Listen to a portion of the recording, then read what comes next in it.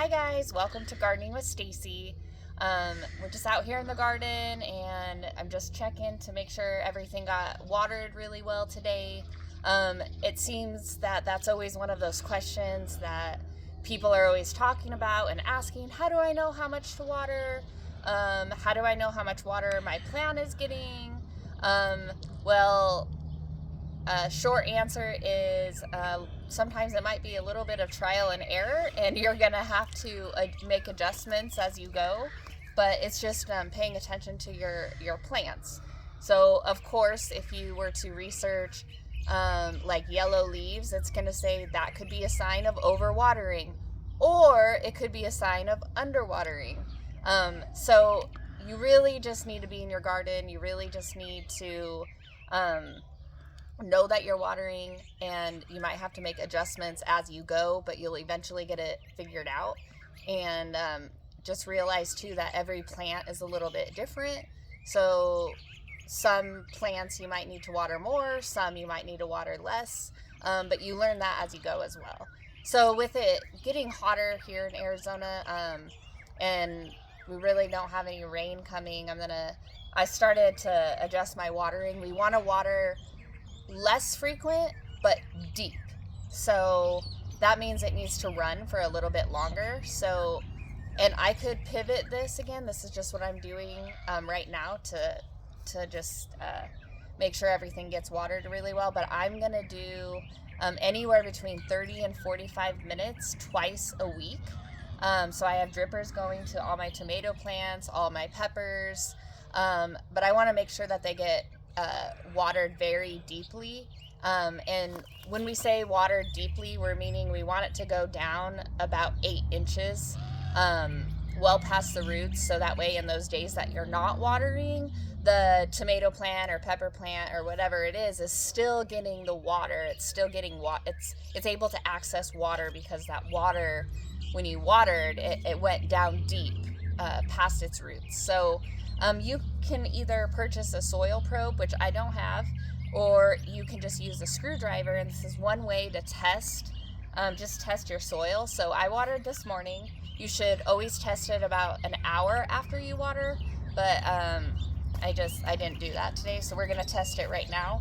So this is about 6 inches, so it should be a little bit longer, but I'm a firm believer in just use what you have, where it's never going to be perfect. We're never going to have all the things.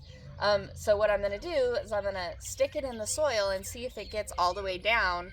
Um, so that way I know, hey, that's how deep my plants got watered today. So we'll just do that. So I'm going to stick it in here and go down, and it's going down really easy. It's not struggling to get down.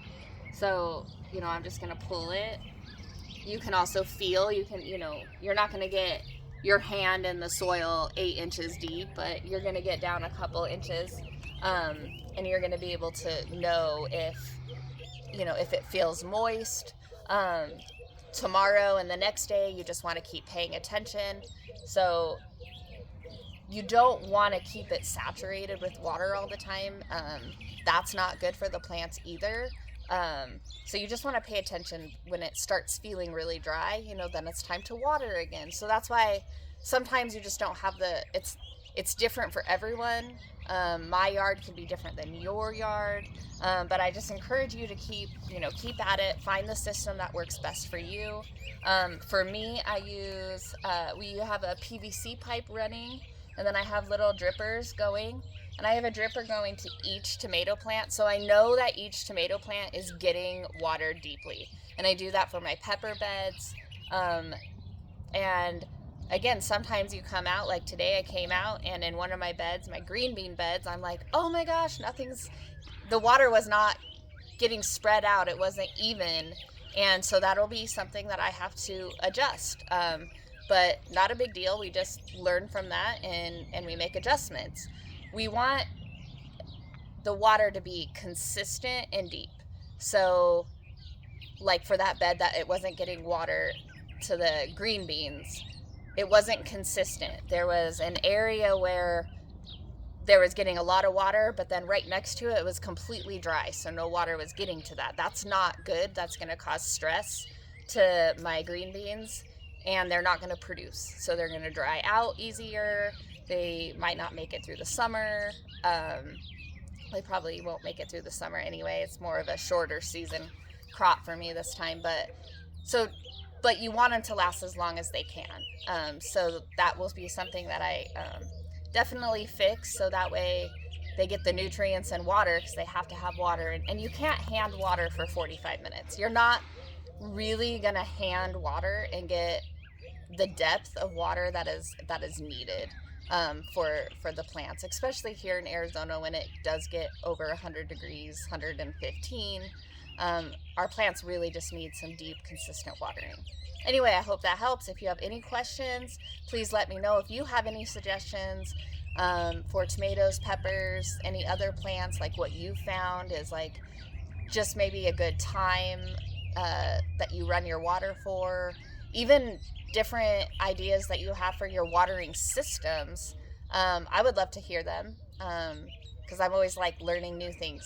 But I hope you guys have a great day, and I'll see you next time. Bye.